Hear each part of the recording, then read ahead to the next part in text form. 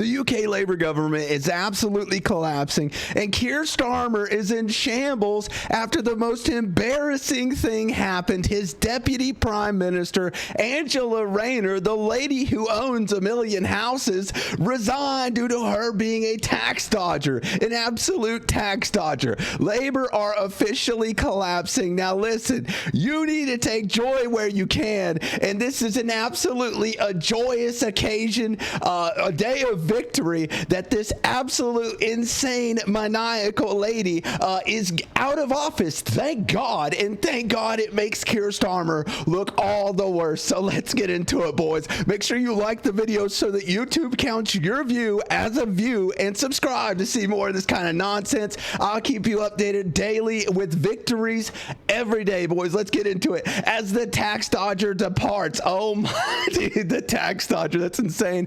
Can we use this thread to send any messages of support or anything you would like to say? Yeah, drop a comment of support on this video, boys. Support for Angela Rayner. Let her know what you would want to say. Okay, let's get into it. Oh my goodness, but what does Keir Starmer do? Labour to hand home office to Shabana Mahmood. Okay, I can't even pronounce the name. I mean, this is somebody that runs on open borders and mass migration, and it's very clear that Keir Starmer, North Korea's Starmer, does not care about solving the migration problem that's going on. Okay, he literally wants to sell you a problem and then sell the fix as give up all of your rights and civilities to me, daddy government, and I'll make the mass migration go away. I'll make it disappear. Like, oh my goodness, the intent couldn't be any more clear. Anyways, this is Britain's new Home Secretary, and I think it's very clear where she stands on the matter. But what does Donald Trump think about what's going on in the UK? Because we've all been thinking it, okay, the UK is doing some very, very sketchy stuff. Everyone over here in America is absolutely appalled, as they should, because the UK brothers across the pond are being oppressed as we speak. There are over 12,000 arrests a year in the UK over social media posts, over hurting someone's feelings, because evidently you need to walk on eggshells around these people, because if you, by God, hurt their feelings, you're going to jail. But they can continuously hurt yours, offend you, and nothing happens. Do you know why? Because it's a two-tier justice system where if you're not a minority of some kind, then your feelings don't matter. Your opinions don't matter. And by the way, this is not on inciting violence. This is literally just them saying that they're offending you. And that is the issue. And that is a literal oppression of free speech, okay? We got the idea in the U.S., we made it into a civil right, but we got the idea of freedom of speech from people in the UK. It came from Europe. That's what it came from. That's where we even got the idea. And to be a part of NATO, you're supposed to at least uphold human values and not be authoritarian, at least. And what do we have? We've got an authoritarian leader, Keir Starmer, leader of North Korea, the UK, literally oppressing speech. So what does Trump think about that? I'm literally interested to know. I will just say that in terms of UK, strange things are happening over there. They are cracking down, and surprisingly so. And I've spoken 12,000 arrests a year. They're more than cracking down. That is oppression. That's what that is. To the Prime Minister, and let's see what happens. But it is a little bit different situation. I'm very surprised to see what's happening in. Are you talking about the UK in particular, right? Yeah, I'm very surprised to see what's happening. Sad. I think all of America is appalled, by the way.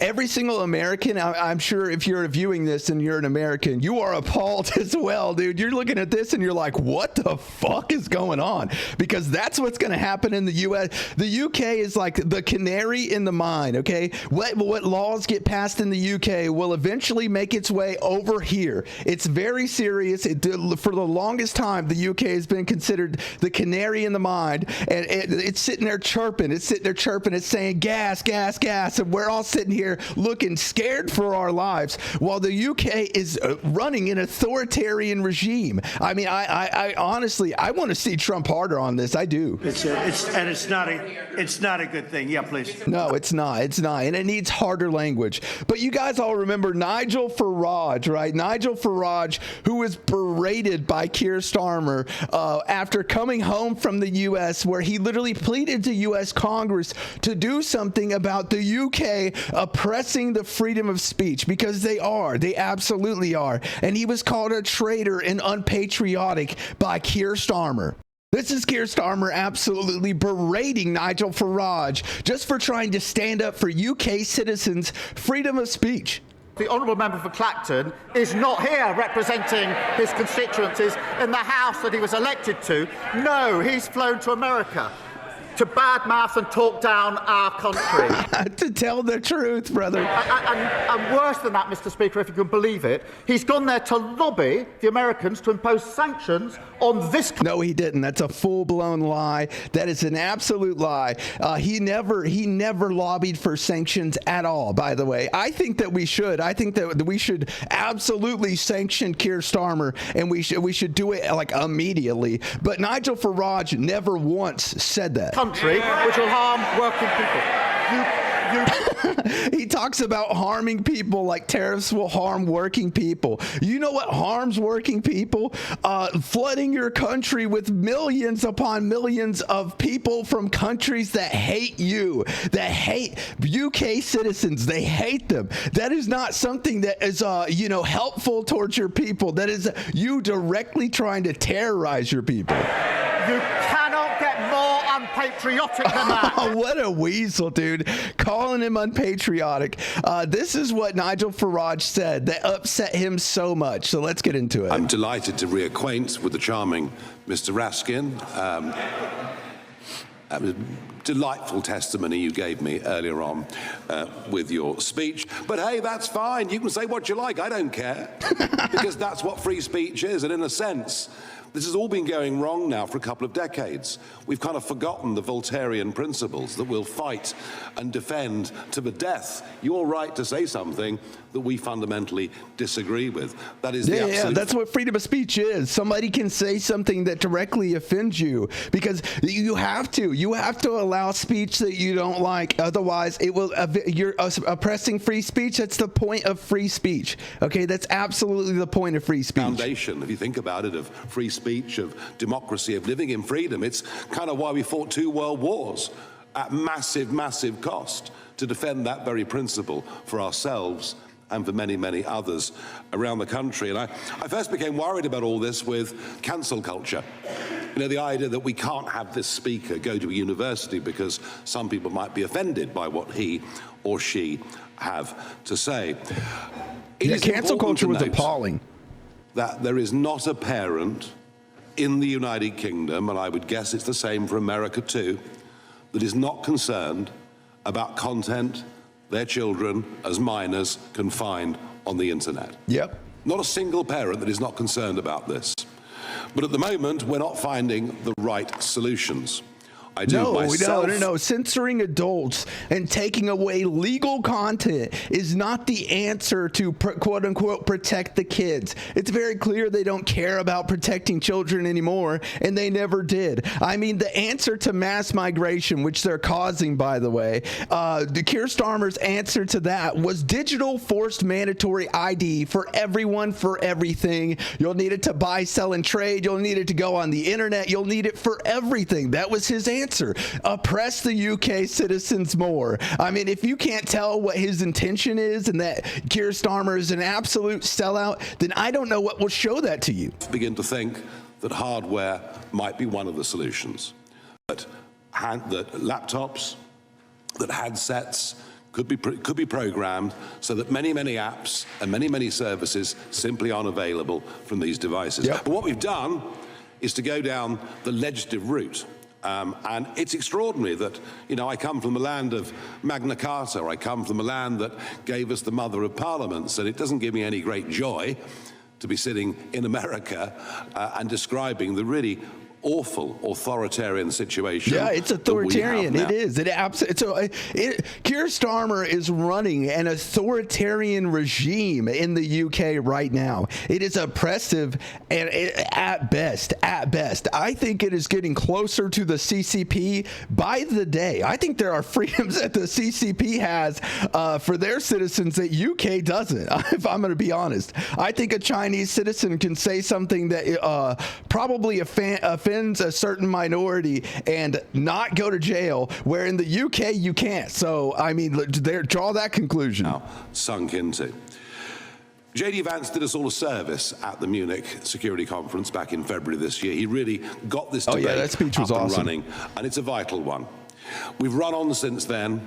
The Online Safety Act was put in place by the last Conservative government. I don't doubt for a minute they're good intentions, but sometimes the road to hell is paved. Yeah, it is. It is. It's absolutely paved in good intentions. I doubt they're good intentions, though. Good intentions, and we are now where we are. We have a couple of very famous cases. We, of course, have Lucy Connolly, who put out an intemperate tweet after the savage murder of those three beautiful young girls, she herself, a mother who had lost a child. It was intemperate. It was wrong. Oh, she got, but wasn't she jailed for 2 years? This lady was jailed for 2 years for a tweet. She's a mother. She was definitely Starmer's political jailee. Like, he absolutely politicaled her or jailed her for political reasons, without a doubt. But she removed it 3.5 hours later. Sentenced to 31 months. Yeah, that's in disgusting. Prison. Disgusting. She's now out, having served 40% of the time. Political I wanted prisoner. to bring her with me today as living proof of what can go wrong. Sadly, the restrictions that have been put on her banned her from making the trip, which is a very, very great shame. And we, of course, have the extraordinary events. Imagine your government restricting you from going to another country strictly for your social media posts. That's crazy. That we understood yesterday of Graham Linehan, the comedic writer, and he put out some tweets months ago when he was in Arizona. Yeah. And months later, he arrives at Heathrow Airport to be met by 5 armed police. Armed police, not a big deal in the USA, a very big deal in the United States. To put it in perspective, that's what they bring out. If there are armed police in the UK, it's because something serious is going on, and it starts with a T. It's like 9/11, okay? Something's happening. There's an attack about to happen, and that's what they're there for. But no, they brought 5 armed police officers to arrest a freaking comedian for tweets that were months old that he posted while in the USA. Kingdom, 5 of them, and he was arrested and taken away for questioning. He's not even a British citizen. Yeah. He's an Irish citizen. Yeah, and he's a U.S. resident. That's crazy. This could happen to any American man or woman that goes to Heathrow that has said things online that the British government and British police don't like. It is a potentially big threat to tech bosses, to many, many others. This legislation we've got will damage trade between our countries. It absolutely will. Online trade. There's a social media is also a form of trade. It's a business that operates in the UK from the US, and it absolutely damages faith. It does. It damages. I would not have faith in the UK right now at all under Starmer leadership. Threaten free speech across the West because of the knock-on rolled-out effects of this legislation from us or from the European Union. So I've come today as well to be a klaxon, to say to you, don't allow piece by piece this to happen here in America. Yeah, absolutely. And you would be doing us and yourselves and all freedom-loving people a favor if your politicians and your businesses said to the British government, you've simply got this wrong. At what point did we become North Korea? Well, I think the Irish comedy writer found that out. North Korea Starmer, you heard it there, boys. North Korea Starmer. Nigel Farage has totally seen my videos. Jesus. Dude, he's right. He's absolutely right. He didn't call for sanctions. He called for the U.S. to speak up and literally got called unpatriotic and lied about by Keir Starmer, who's a professional liar. And, of course, Keir Starmer down here says free speech has not been abolished in the UK. We'll just jail anyone who says it has been. Yeah, that's ridiculous. But how is Nigel Farage taking this recent loss by Keir Starmer? How is he taking it? Because Keir Starmer has been absolutely embarrassed. I mean, the deputy prime minister tax dodging, buying a second home with her child's trust fund, and then tax dodging. Somehow she's buying two $800,000 homes on £100,000 a year salary. Like, it's ridiculous. It's very clear that there's corruption going on, and everybody's been calling it out for a long time. And just now, Keir Starmer's finally getting just desserts. And I'm going to call it a victory, boys. I am. And I guarantee you, Nigel Farage is doing a victory tap dance too. We are all ships rising on a turquoise tide, headed ever closer towards winning the next general election. Let's go. He's running for prime minister, by the way. It's been a day of some considerable news. It seems that female politicians are all the rage at the moment. We had our own very positive announcement overnight, of which you will hear more. But the reason that I've moved this speaking time forward is because this government is deep in crisis. It is. It absolutely is. Something needs to change in the UK, and it needs to be a big change, not a small change. The people want a massive change. Like, they want an overnight shift. That's what they're going for. That's what they're going to be voting for. And, the UK needs reform. It does. Not only have they fallen into deep popularity within just a year of winning the general election, but it's become clear to all of us that it is a cabinet of wholly unqualified people to run our country. They're definitely unqualified, but I hate the argument that they're just incompetent. Okay, it's not that they're incompetent. This is the issue. Citizenship will forgive incompetence before they will ever forgive malevolence. So leaders like to feign or promote the idea that they're just incompetent, and that's why they're doing these things. Okay, it's not. It's absolute malevolence. The UK people are no longer buying it. They full-blown know that Keir Starmer is a traitor to his people, and that's why they're marching the streets, and that's why they're so angry. If they just believed he was incompetent, they'd be waiting for the next round of voting, okay? But the issue is, with malevolence, something needs to be done soon before the dude absolutely wrecks the entire country, because that's his agenda. His agenda is literal sabotage. At this point, you can't deny it. I mean, only an idiot would sit back and think, oh, Keir Starmer actually cares about UK citizens. What he's enacting is actually going to somehow work to do good for UK citizens. Nobody believes that anymore. The dude is arresting 12,000 people a year over speech, okay, over online posts. It's ridiculous. It's absolutely insane. But of course, there are people out there that believe that. I mean, Are not fit to govern.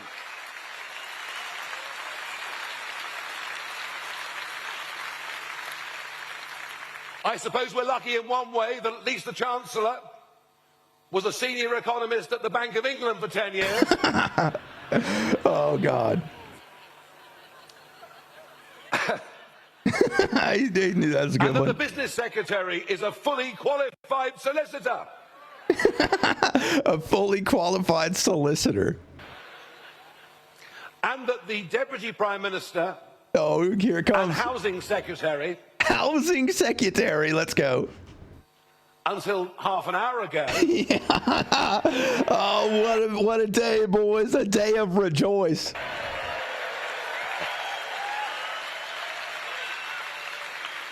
is an accomplished property developer and speculator. Oh, man, yes, developed 1 million properties, boys. The lady who owns 1 million homes. Oh, my goodness, dude. But you simply can't get away, can you, from being the Housing Secretary and avoiding 40 £40,000 of council tax. And it screams. Yeah, that's crazy. That screams like you are just so blatantly corrupt that you think that you are impossible to touch. That's the issue. She's been so corrupt for so long that she's now feigning like, you know, oh, poor woe is me. That's why I avoided the taxes. They said I didn't have to pay it. No, you absolutely knew you had to pay it. You just thought you could get away with it. I mean, she bought the second house with her son, her 6 sons trust fund. Like, it's ridiculous. It's absolutely insane. And to think that this lady thought that she could avoid the taxes, like she's an absolute tax dodger. This is the deputy prime minister dodging taxes. I mean, it's insane. To entitlement. It screams entitlement. To a government that, despite all the promises that this would be a new, different kind of politics, is as bad, if not worse, than the one that went before. I agree. Absolutely agree.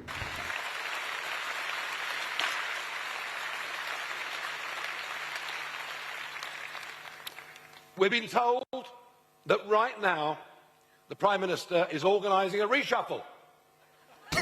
Yeah, firing as many ministers as he can. He's doing a reshuffle. He's reshuffling. Dude, this dude is an absolute embarrassment. He's in shambles. Keir Starmer is in shambles right now. Yet another reset. Yeah, another reset. And that the names of the new cabinet will come out later on this afternoon. Yeah. Well, I didn't want the Prime Minister to do anything to spoil our conference. And that's why I've come on the stage now to say they are not fit to govern. The Conservative Party are riven. In fact, Nadine Dorries said overnight the Conservative Party are dead. Deservedly so. Yep. Deservedly so. And they will not be forgiven. They will not be forgiven for their betrayal. No. They betrayed the UK government. They should not be forgiven. If I was a UK citizen right now, there is no way in hell, no chance in hell that I would ever forgive Starmer for what has been going on, for censoring speech, for oppressing the people, for arresting a mother for 2 years and holding her as political prisoner simply for tweets that she made online, which she later deleted. There is no chance in hell that Keir Starmer should ever be forgiven. Over the course of the last 5 years, mass migrations, illegal immigrants crossing the channel, sky-high taxes, and much else. But in the middle of this meltdown of these two parties that have dominated for 100 years British politics, in the middle of all of this, there is a new, strong, unified party that speaks with one voice, that knows it's determined to put the interests of Britain and the British people above that of outdated international treaties or dubious courts. We are the patriotic party. We are the party that stands up for decent working people, and we are the party on the rise. Let's go, Nigel Farage. Now, I don't know that much about Nigel Farage. I just know that he came to the USA and he wanted help. He wanted more U.S. citizens to talk about it. He wanted more U.S. companies to talk about what was going on in the UK. And he wanted the U.S. president to talk about what was going on in the UK. And I fully respect that as an American citizen. Like, I will do my best to keep covering what is going on in the UK until it gets fixed, because it needs to get fixed. They are absolutely betraying human rights. They are oppressing their people. You should never control speech. Free speech is there to protect the speech that you don't like. That is why it is there, so that people can say things that you don't like without fear of going to jail. It's pretty clear. I thought it was universal, but according to the UK and Keir Starmer, it's not. All right, boys, make sure you like the video so that YouTube counts your view as a view, and make sure you subscribe, and I'll keep you updated on everything that's going on, boys. Paper or plastic? Let's get into it. Do I think that this is paper, or do I think it's plastic? Do I think this Hoseby mad chick finally getting their just desserts and fired for the corruption that is clearly going on? Do I think that that is paper or plastic? Paper being good, paper being based, and plastic being bad. right, baby. I'm going to go with paper, boys. It is paper as fuck. That is what I'm talking about. It is a day of victory, baby. Let's rejoice. All right, boys. I love all of you. That's going to be it for me. GG's. Peace.